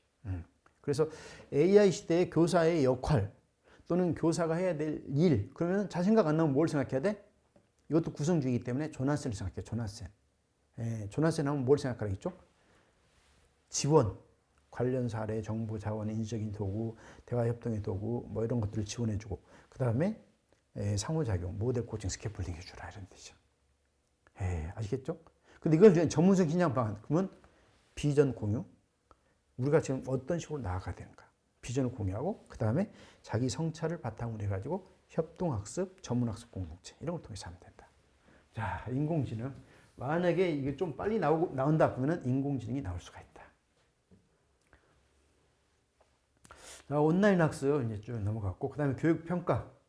교육평가에서는 모의장도 시대 활용 가치가 있다 이렇게 여러분이 외우면 되는데 요번에 초등에서도 시험 문제 나왔지만 초등에 시험 문제 나왔지만 항상 중요한 것이 바로 형성평가예요. 형성평가는 과정 중심 평가이기도 하고 그 다음에 수행평가에도 넓은 의미에서 수행평가에도 해당되고 그래 형성평가는 목표 달성도를 확인하는 평가이기 때문에 그 수업의 목표가 무엇이냐에 따라서 매번 수업 끝나면 또는 수업 중이나 수업 후에 학생들을 평가하는 것이기 때문에 수행평가는 아주 중요하다 이거예요. 수행평가는 하는 이유는 학생들의 피드백이죠. 피드백. 교사 자신의 피드백, 학생의 피드백. 그래서 이 두 가지를 잊지 말아야 돼요. 학생들의 행동 강화, 그 다음에 학습 지도 방법과 교육 과정의 개선, 교사한테. 그 다음에 학생한테는 학습 곤란도 교정. 피드백인데 피드백. 학생한테 피드백, 교사한테 피드백. 그리고 평가가 있다 그러면 학생들한테 뭐가 생기겠어? 여기에 있는 학습 행동 강화, 학습에 집중하게 됐죠? 집중하게 된다. 그 다음에 학생들한테 피드백을 준다. 학생들이 틀린 것을 선생님이 자세히 잘 설명해주고 그걸 갖다가 오개념을 바로잡고 해주면 피드백이 되는 것이니까 교사는 학생들이 전반적으로 성적이 안 좋다 그 말은 선생님이 잘못 가르친 거잖아. 교육과정에 문제가 있는 거죠. 그래서 지도 방법과 교육과정을 개선하는 자료로 활용한다. 자, 형성평가는 요번에 2013년도에 초등에서도 나왔어. 근데 아주 중요하다라는 것을 다시 한번 이야기하고 항상 피드백 이것을 잊지 말고 피드백 하면서 학생들한테 가끔 성장지향평가를 써주면 성장지향평가 공부를 못한 학생이라 하더라도 많이 향상됐어. 진보가 많이 됐어. 그럼 그것에 대한 칭찬을 해주면 학생들이 좋아하겠죠. 그래서 이런 평가가 필요하다 이런 이야기죠. 자, 평가 시기에 따른 참조 준거에 따른 평가는 규준, 준거, 성취평가, 성장지향, 능력지향.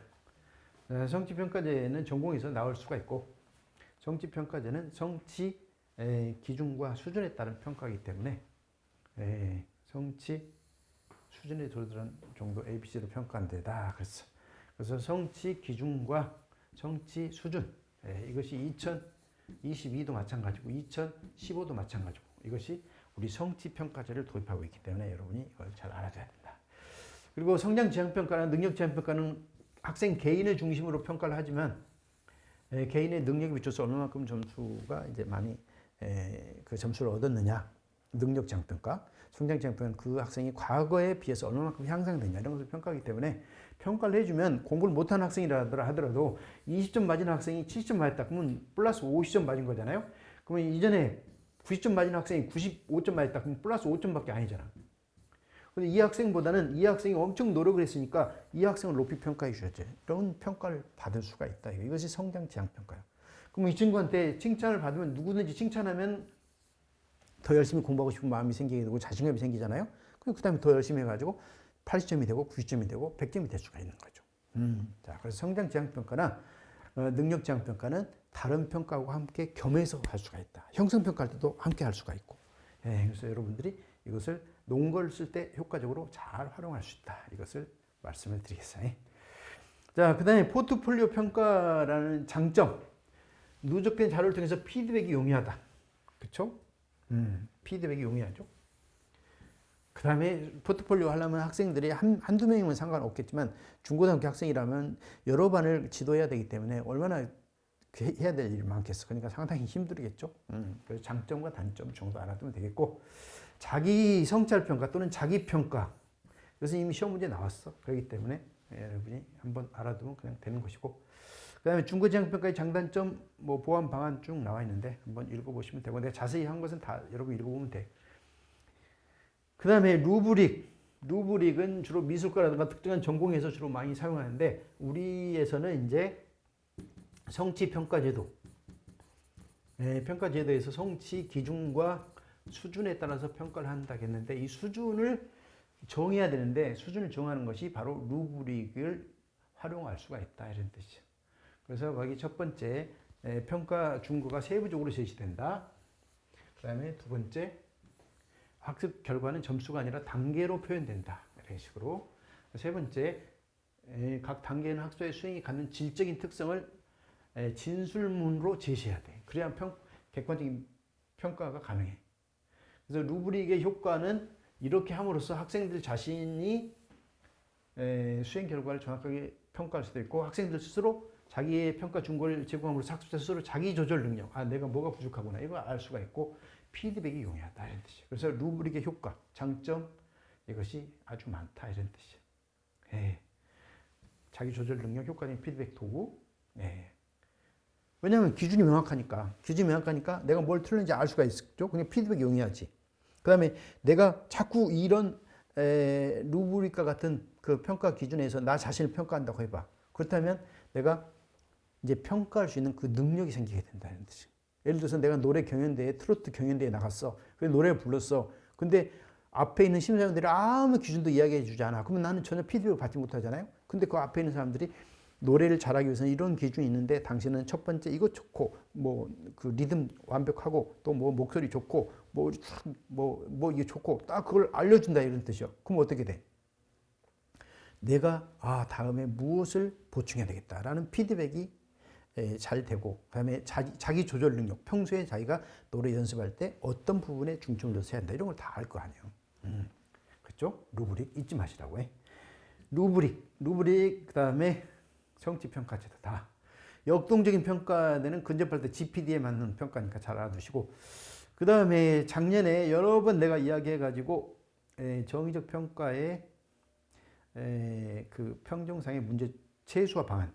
우리나라는 정의적 영역 평가가 잘 안 돼. 그래서 정의적 영역 평가가 우리나라의 인성이라든가 학생들의 그 인성 교육이 아주 중요하기 때문에 평정상의 오류를 최소화해서 해서 어떻게 해야 되는가 이게 나올 수가 있다. 이거에 우리나라의 역량 기르려면 어떻게 해야 돼?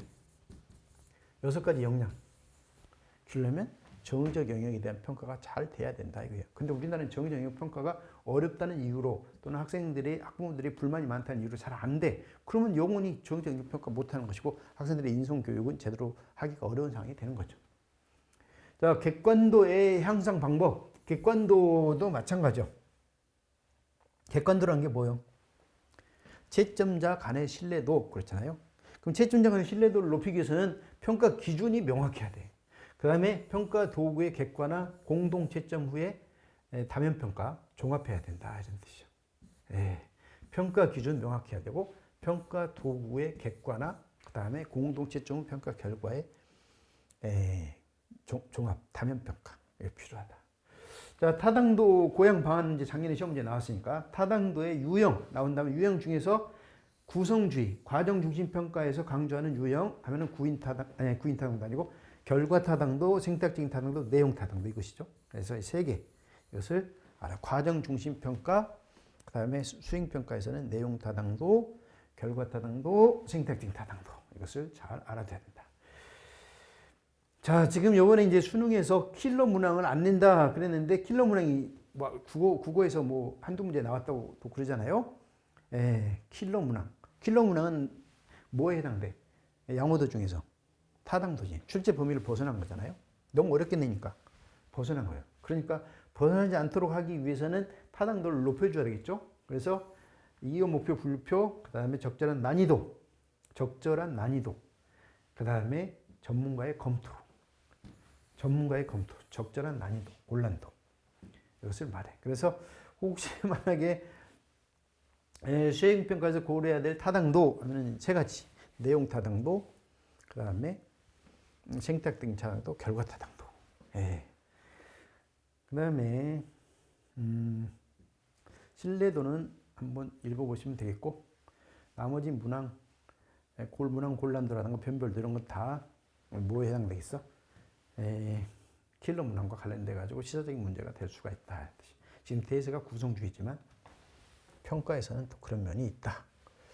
그 다음에 이제 표본조사 쭉 이렇게 있는데 연구 방법 중에서 교사들이 좀 알아둬야 될 연구 방법이 있는데 이것을 알아둬야 돼. 교사들이 알아둬야 될 평가 방법.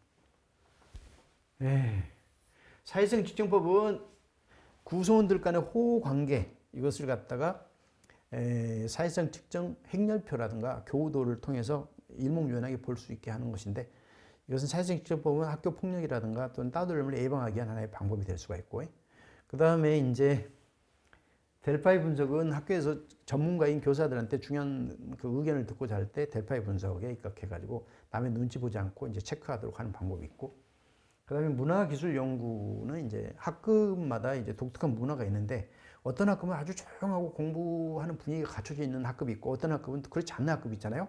이런 것을 우리가 정확하게 연구해가지고 이제 좀 학급 문화가 좀 좋지 못하는 그런 학급은 우수한 학급의 문화를 벤치마킹해야 되겠죠. 이것이 문화기술 연구. 사례 연구는 학급에 문제아라고 하는 학생들이 한 명씩 있잖아요. 이런 학생들을 위해서 뭐냐면 그 사례, 그 학생들의 사례, 그 학습 부진화라든가 또는 뭐 학교 폭력 뭐 피해자라든가 이런 사람들을 사례 연구를 쭉 해가지고 그 학생의 원인을 분석하고 처방을 대안을 제시해가지고 그 바람직한 방향으로 갈 수 있도록 하는 것이기 때문에 교사한테 알아둬야 될 연구 방법이 이런 방법이다. 그래서 교육 연구 통계에서는 시험 문제 한 번 딱 나왔지만 시험 문제 나온다면 이런 정도에서 나올 수가 있지 않을까 이런 생각이 듭니다. 자, 그 다음에 이제 나머지는 전공과 관련해서 한번 내가 정리해 본 것이고 자, 생활지도에서는 생활 상담의 기본 원리 어떤 상담이든 지금 현재는 이제 인간 중심의 상담이기 때문에 무조건적 존중 공감적인 순수성 이것을 잘 알아야 되겠고 비행 이론에서는 시험 문제 이미 나왔지만 또 나올 수 있다면 여기에 있는 사회 통제 이론, 차별 접촉 이론, 그 다음에 낙인 이론, 중화 이론 이것을 알아둬야 된다. 이미 여러분이 시험 문제, 이미 기출 문제에 나온 것은 차별 접촉 이론하고 낙인 이론이 나왔잖아요. 그래서 이것을 알아두면 되겠고. 그 다음에 인지적 상담 이론 중에서 그 앨리스의 RBT 이론 이것이 나올 수가 있다. 이거예요. 그래서 RBT 이론의 상담 기법 이것을 알아두면 좋겠어. 별표 3개 하고 인지 기법으로서는 논박을 통해서 AUC 전략에 따라서 뭐냐면 잘못된 불합리한 신형을 바꿔주면 되는 것이고 정서적인 기법으로서는 무조건적 수용이 있는데 무조건적 수용이라는 말은 좀 정확하게 이야기하면 인간의 불완전성에 대한 무조건적인 수용형 인간의 불완전성 이 합리적인 불합리한 신념을 가진 사람은 자기가 잘해야 된다, 뭐 1등을 해야 된다, 자기는 가치 없는 존재다, 자기는 실수만 자주 한다. 보통 사람이 가지고 있지 않는 불합리한 신념을 가지고 있으니까 인간은 실패할 수도 있는 사람이고 인간은 완벽하지 않다라는 것을 깨닫게 해야 된다 이거예요. 그래서 인간의 불완전성에 대한 무조건적인 수용. 그다음에 이제 행동적 기법으로서 자기 불합리한 신념을 가지고 있는 사람은 어디 남들 앞에 나가는 것도 부끄러워하고 막 남들이 막 이렇게 너 왜 이번에 이혼했냐 막 하면서 이렇게 막 할 것 같은데 그렇지도 않아요. 주변 사람들이 내가 그런 일이 있었다는 거 아는 사람도 별로 없어. 그러니까 그렇게 하지 말고 직접 해봐라. 이런 실생활에서 해보기. 이런 걸 통해서 불합리한 신념을 바꿔야 된다. 이런 이야기죠. 자, 그 다음에 이제 저항 이론에서 연결해갖고 한번 시험 문제 낸 적 있죠. 그 다음에 비지적 상담 이론 한번 보시고, 그 다음 이제, 행동 수정 이론, 행동 수정 기법. 학생들의 행동 수정하려면 적절한 강화 전략을 써야 되니까. 그다음에 진로 발달 이론 중에서는 이제 크롬볼트의 사회학습 이론 중에서 학습 경험과 과제 접근 기술이라는 용어를 두 가지를 잘 알아둬야 된다. 왜냐하면 자유학기제를 실시한 이유가 뭐냐면 봉사활동이나 자유학기제 실시한 이유가 자꾸 경험을 많이 시켜야 된다. 이거. 그래서 학습 경험, 그다음에 과제 접근 기술을 길러줘야 된다. 그러려면 봉사활동을 하면 과제 접근 기술을 배우게 되고, 그다음에 자유학기제 하다 보면은 또 여러 가지 기술을 배울 수 있겠죠. 그다음에 이제 주변에 이제 모델도 많이 보여주고 그래가지고 직접 간접적인 경험을 통해서 학습 경험을 해야 그것에 대한 전문성을 갖게 된다. 자, 그 다음에 교육행정 파트에서는 지금 현재 시험 문제 빨갛게 나와 있는 부분에서 다 시험 문제 나왔는데 교육행정의 원리가 아직 안 나왔어. 가끔 교육행정에서는 작년에 관료제가 나온 것처럼 뜬금없는 문제가 나와. 그 뜬금없는 문제인데 그것이 이론적인 문제 같지만 실제 학교 현장에서 적용되는 문제다 이게. 그럼 우리나라에서 지금 현재 학교 위원회가 너무 많아. 학교에 위원회, 학교폭력위원회, 무슨 선도위원회, 뭐 생활지도위원회, 뭐 위원회가 너무 많아. 그 위원회가 전부 다 뭐 하냐면 학교에서 교사들이 민주성의 원리에서 해라. 왜냐하면 한 사람에도 피해가 가면 안 된다 이런 이야기죠. 근데 이것의 장점은 그 피해자라든가 관련된 사람들의 의견을 반영할 수 있는 장점이 있어. 그리고 그분들의 참여 기회를 주잖아요. 단점은 과도한 비용과 노력이다 이런 뜻이죠. 그래서 나온 것이 효율성의 원리예요. 그래서 교육행정의 원리는 민주성과 효율성의 적절한 조화가 필요하다. 이것이 균형성의 원리예요. 그래서 균형성의 원리, 이것은 민주성과 효율성, 적응성과 안정성이라는 뜻이죠. 그래서 만약 여러분 시험 문제, 여러분한테 민주성의 원리의 장단점, 그리고 대안, 그러면 효율성의 원리를 바탕으로 쓰면 된다. 이게. 그러니까 적절한 회의를 갖다가 수없이 회의만 하면 끝나지 않잖아요. 그래서 적절하게 회의를 하고 어느 정도 더 이상 좋은 의견이 나올 것 같지 않다. 그럼 그 정도에서 이제 다수결 원칙에 의해서 간에 어떻게 의사결정을 해야 된다. 이런 이야기죠.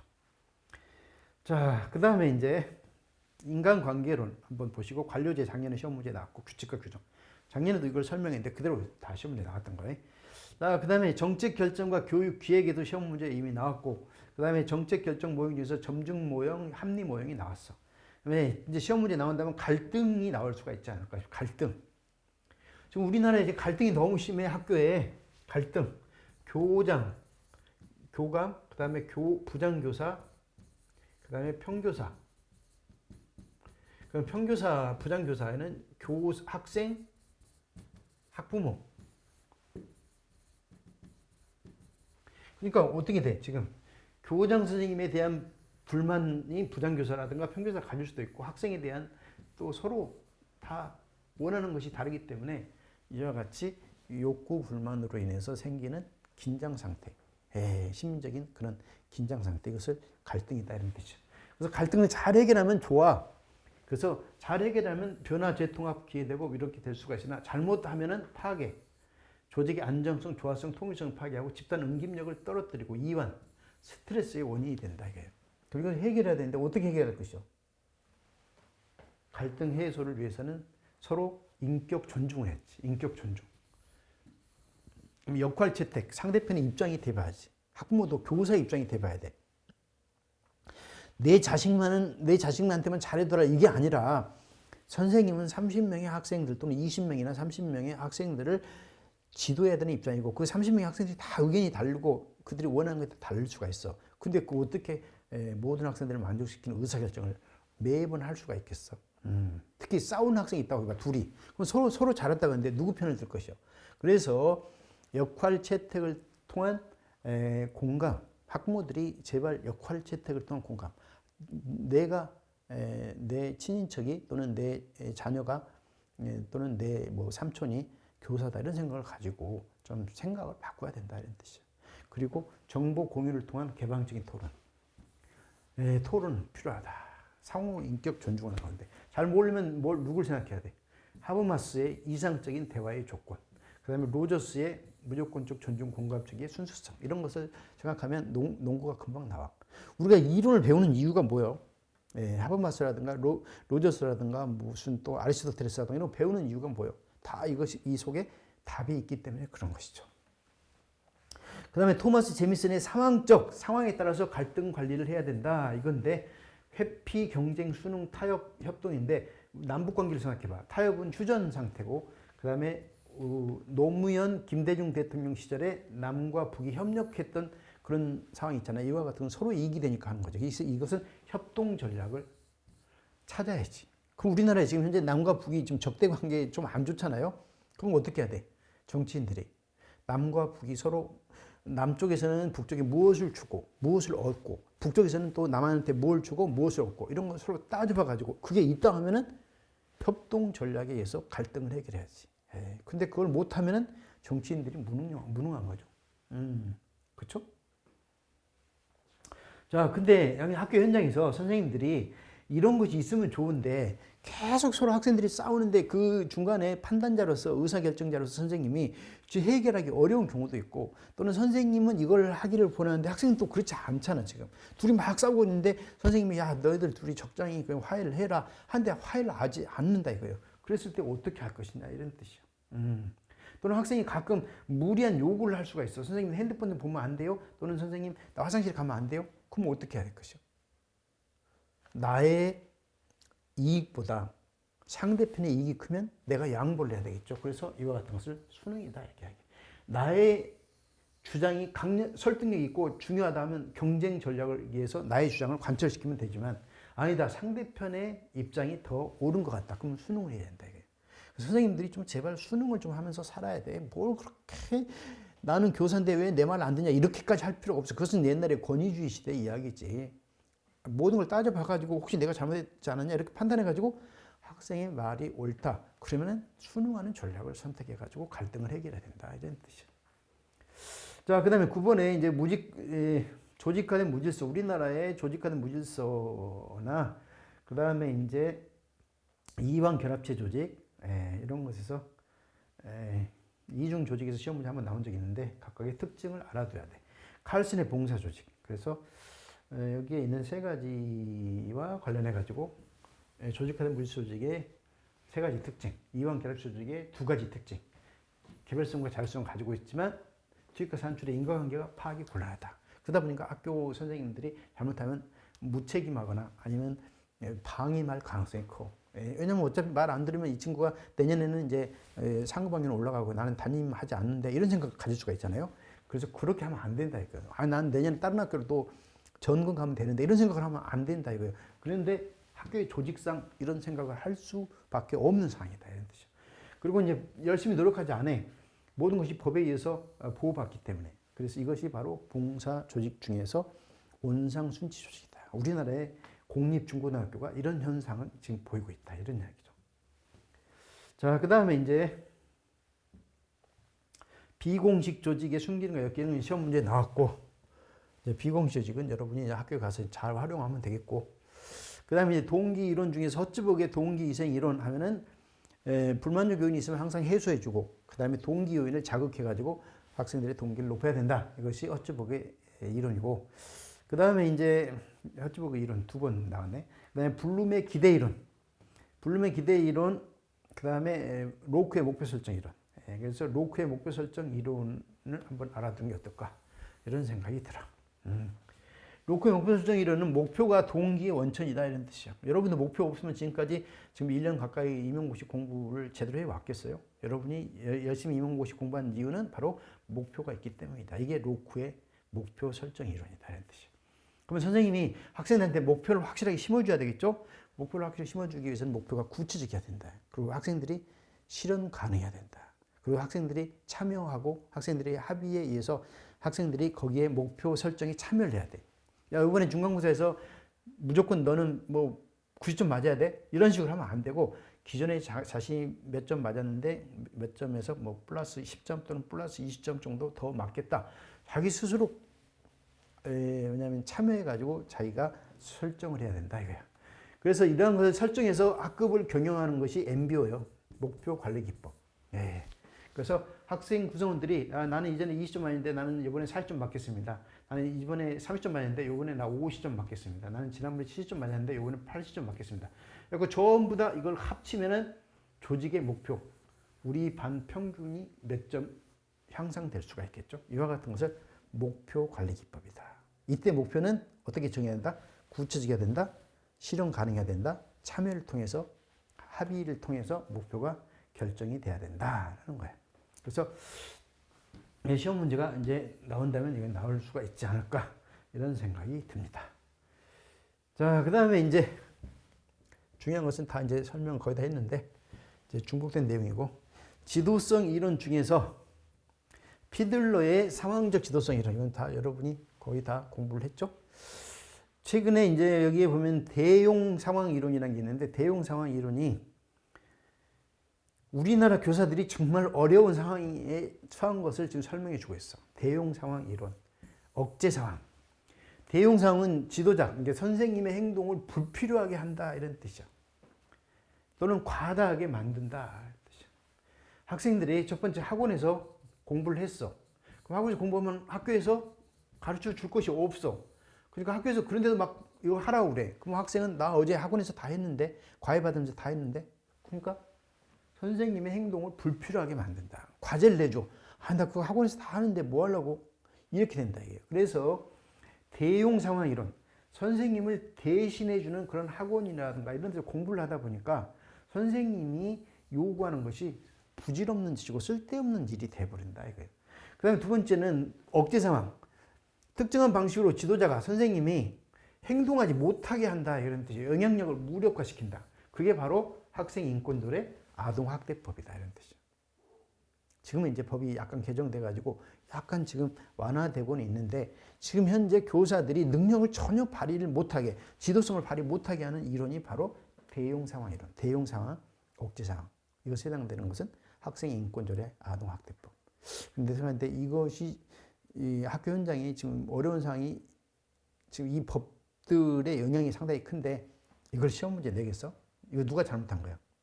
법을 만든 사람이 잘못한 것이고 더 나아가서 뭐 교육청이라든가 이런 데서 이제 주도해가지고 인권조례 이런 거 만들었잖아요. 학부모님들한테 표 얻기 위해서. 그 결국은 이제 우리가 잘못했습니다라는 그런 문제를 내겠어. 그래서 그런 차원에서는 시험 문제 나오지 않는데 오늘날의 학교 현장을 설명하는데 상당히 설득력이 높다 이런 뜻이야. 그 다음에 지금 상황의 호기성이 매우 안 좋은 이유가 바로 구성과의 관계가 신뢰하기가 좀 어렵고 지휘 권력 그 다음에 과업 부족 이런 것들이 학교 선생님들이 상황의 호기성이 안 좋은 그런 상황이다. 상황의 호기성이 안 좋거나 매우 높을 때는 과업 지향형, 그 다음에 중간 정도일 때는 관계 지향형을 써야 된다. 허시와 브랜차드의 상황적 지도성 이론 중에서는 만약에 시험 문제 나온다면 성숙도에 따라서 지도성을 달리해야 된다. 조금 어렵게 나온다면 이렇게 나올 수가 있겠죠. 근데 그 중에서 답안을 써줄 말이 이거요. 두 번째, 지도형. 적절한 동기를 가지고 있고 그 다음에 낮은 능력을 가지고 있을 때는 설득형 지도형의 리더십을 써라. 설득형 지도형이나 그 말은 동기가 이제 적절하니까 더 동기를 더 높여줘야 되겠죠. 그래서 높은 관계성. 그다음에 능력이 없으니까 더 많이 지도를 해줘야 되겠죠. 그래서 높은 과업, 높은 과업, 높은 관계성. 높은 과업이다 그 말은 자세히 선생님이 잘 안내해주고 설명해주고 이렇게 하라는 이야기고 높은 관계성은 구성원들에 대한 배려, 그 다음에 의견을 수렴하고 대화하고 이렇게 해라 이런 뜻이에요. 그래서 지금 이런 리더십을 발휘해야 된다. 이것은 이제 중학교 1학년 1학기. 중학교 이제 1학년 1학기부터 1학년 2학기부터 이제 1학년 2학기. 그다음에 중학교 2학년, 중학교 3학년 이런 식으로 학년에 따라서 그에 맞는 리더십을 사용해라 이렇게 이야기할 수가 있는 거죠. 자, 그 다음에 이제 도덕적 리더십이 있는데, 도덕적 리더십. 서지오바니가 이야기했던 도덕적인 리더십은, 선의만 있어도 이것은 도덕적인 지도성이다. 성공과 선의, 성공은 보다는 선의만 있다 하더라도 이것은 도덕적인 지도성이다. 이 이유는 뭐냐면, 과정이 도덕적이면 그것은 바람직한 것이기 때문에 그러겠죠. 잠재적 교육 과정도 있고, 그 다음에 반드라의 모방 관찰학습도 있고 그러니까 그렇지. 자, 그 다음에 변혁지 않게 리더십, 교훈의 자율 장악. 여기 시험 문제 나올 수가 있다. 이거. 교훈의 자율 장악. 교훈의 자율 장악. 시험 문제 2번이나 나왔어요. 여기서 동료 장악도 나오고 다 여기서 많이 나왔어요. 그렇기 때문에 교훈의 자율 장악. 교훈의 자율 장악, 변혁지 않게 리더십. 근데 지금 현재 학교에서 선생님이 변혁지 않게 리더십을 발휘하기가 상당히 어려운 상황이다. 그럼에도 불구하고 건전학급 풍토 조성을 위해서는 문화기술연구라든가 이런 걸 통해서 학급을 만들어 가야 되겠죠. 자, 변혁지향적 지도성에 입각해가지고 학급의 풍토를 바꾸려면 어떻게 해야 되겠어? 학급 문화 바꾸려면. 문화를 개선하기 위해서 어떻게 해야 되는가? 첫 번째 학급 회의를 통해서 토론을 통해서 비전을 공유해야 된다. 비전 공유. 자, 구성원들의 합의에 의해서 규칙을 만들어. 학급 규칙. 그리고 규칙에 따라서 상벌을 통해서 규칙을 실천하도록 해. 그리고 계속적으로 성찰, 반성을 통해서 피드백을 해야 된다. 이런 뜻이야. 이렇게 하게 된다면 어떻게 됐어? 학급 문화가 개선되겠죠. 자, 학급 문화를 바꿔야 된다. 그러면은 먼저 비전 공유. 우리 학교가 어느 쪽으로 나갈까? 전인교육으로 갈 것인가? 아니면은 뭘로 갈 것인가? 이걸 정해야 되겠죠. 그래서 토론을 통해서 비전을 공유하고, 그 다음에 그 비전을 실천하려면 구체적인 규칙을 만들어야 되겠지. 규칙을 만들어 그걸 실천하게 한다 이거예요. 그러고 나서 피드백을 통해서 뭐가 잘못됐는지 또 반성을 해야 되겠지. 그래서 성찰 반성을 통한 피드백, 이것이 필요하다. 아시겠죠? 학급 문화, 그다음에 전문성 신장.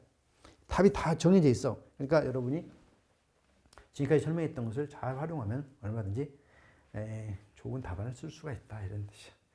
임상장학, 동료장학 활성화 방안, 동료장학 전제 조건, 오프라인 융합 수업을 위한 전문학 공부 활성화 방안. 이건 여러분이 답 자세히 써놨으니까 읽어보면 되겠고. 암묵적 지식을 공유하기 위해서 연내 공표 연내. 이걸 알아두면 되겠고. 예산제도에서는 영기준 예산제도 정도 나올 수가 있지 않을까. 이런 생각이 듭니다. 자, 그 다음에 호의와 탓대의 참여적 의사결정인데 이것은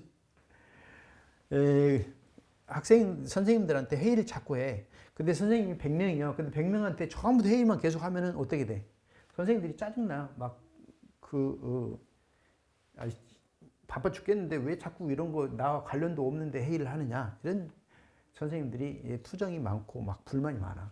그러니까 참여적 의사결정을 할 때는 관련된 사람한테 참여를 시켜야 된다 이거예요.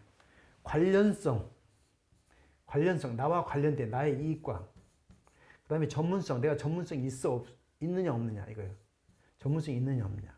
그래갖고 이것도 있고 나와 관련되고 전문성도 있어. 그럼 예를 들어서 자유학기제에 대한 프로그램을 만든다. 그러면 누가 참가해야 돼? 관련성, 전문성 다 있는 사람들이 참여를 해야 되겠죠. 근데 이 사람들은 학교 교장선생님이 일방적으로 결정하게 되면 그것은 수용할 수 없겠지. 그래서 이것을 수용 영역 밖의 영역이다. 이렇게 이야기하는 거예요. 수용 영역 밖의 영역. 수용 영역 안에 영역이 있고 밖의 영역인데 수용 영역 밖이다. 그 말은 나는 그것을 수용할 수가 없다. 왜냐하면 나는 전문성과 관련성이 있기 때문에, 또는 전문성과 관련성 중에서 한 가지라도 내가 있다. 그러면은 나는 수용할 수 없다. 교장 선생님이 결정한 것에 수용할 수 없다. 이게 수용 영역 밖이다. 이런 뜻이죠. 자, 그래서 수용 영역 밖인 경우는 의사결정에 있어서는 관련성과 전문성을 모두 가지고 있다면 이 사람은 의사결정에 참여시켜야 된다. 이런 뜻이죠. 그러니까 의사결정에 참여시킬 사람은 관련성과 전문성이 있느냐 없느냐 이것에 따라서 결정하면 돼. 나머지는 자세히까지 할 필요 없고 이 정도 하면 되겠고. 그 다음에 조아리 창과 폐쇄적인 조직 풍토 그랬는데, 조아리 창에서 맹목적인 영역이라는 게 있어. 맹목적인 영역. 전부 다 자신에 대해서 자기 자신도 자기를 잘 모르고 남도 잘 몰라. 이런 경우에는 여기서 벗어나려면은 인격 존중을 말하는 신뢰관계 형성해가지고 대화를 많이 해야 되겠지. 대화 의사소통을 해야 되겠지. 그 다음에 비전 공유를 하고 그 다음에 프렌드십을 형성해요. 프렌드십이라는 것은 같은 동료 의식을 말해. 동료 의식. 우리는 학교 목표 달성을 해서 우리 같은 동료로서 협력을 해야 된다라는 그런 생각, 이것을 말한다 이런 뜻이죠. 자, 여기까지 가지고 교육 행정에 대한 것까지 거의 다 마무리 지었고 이제 교육 사회학인데 교육 사회학은 빨간 것을 중심으로 한번 여러분이 보시면 되지 않을까 이런 생각이 들어. 윌리스의 저항 이론과 상담 전략. 저항 이론을 보이는 학생들한테 어떻게 상담할 것이냐. 그 다음에 보상적 평등, 그 다음에 학습 조직. 현재 시험 문제에 나왔던 것이 학습 조직이요.